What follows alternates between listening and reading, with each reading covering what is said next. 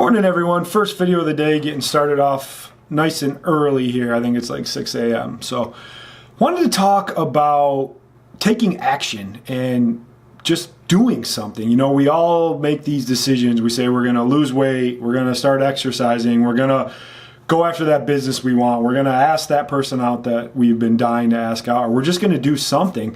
And we talk a big game, and then we sit there and think about it, and we think about it some more, and then we start to get self-doubt, and we don't do it. We don't take the action. The first step is what you need to do. You need to make a plan and take the first step. The first step is the hardest, but it's the first part in getting you where you need to be. So if you have big plans, big goals, or big aspirations to be something better, you have to start by taking action. If you don't take action, you're never going to go anywhere. Get out of this self-doubt mindset where, oh, I'm not going to do it, or if I do it, you know, what if it doesn't work? Think to yourself, what happens if you don't take any action and you are still stuck where you are?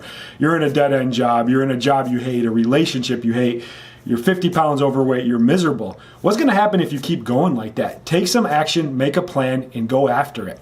Hope everyone's having a great day.